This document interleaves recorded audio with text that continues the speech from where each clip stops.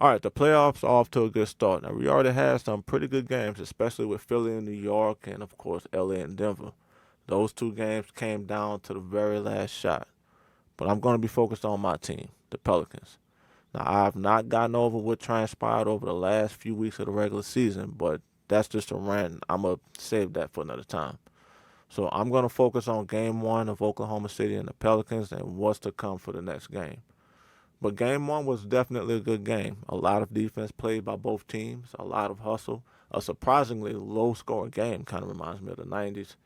There were lead changes throughout, and it came down to the last shot, which was poorly executed, by the way. But this was a highly competitive game. And I was honestly not expecting that. And this was without Zion Williamson on the court. Both teams played to their strengths. OKC, of course, being a smaller team, wanted to move the ball at a faster pace. You generate more possessions. Of course, you generate more opportunities to score. And be reminded, they are the number one three-point shooting team, percentage-wise, of course. Although New Orleans is not far behind them, the Pelicans' actual advantage in this matchup is their size and rebounding. They are a very good rebounding team, and it showed in that game. Being a bigger and more physical team, their rebounding allowed them to slow down the pace of OKC and created multiple second chance shots for the offense. And I don't think they want to trade shots and go on a high scoring shootout with OKC. That would be playing to their strengths, and that can eventually be a losing battle. But the X factor in this game and the remaining games has to be Valanciunas. I did not forget about Trey Murphy, who led the team in scoring and had 3 blocks. I mean, he was everywhere. But Valanciunas was very effective with 13 points and 20 rebounds. This guy has to get more touches in the paint. He has over a 70-pound weight advantage over Chet Holmgren. Although he is long with a ridiculous wingspan, it's a reason why he got 5 blocks in that game, by the way.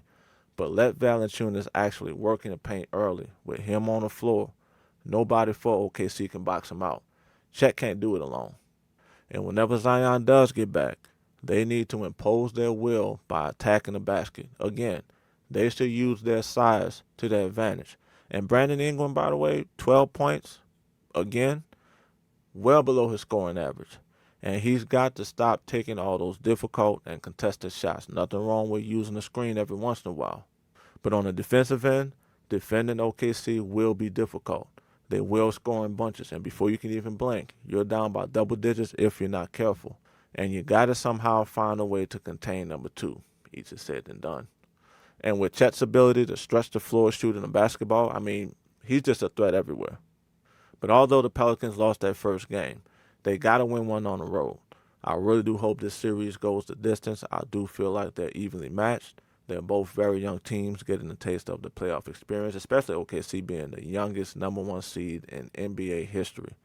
Now, how do they handle that moving forward, and will they be the team to beat? Leave your thoughts in the comments.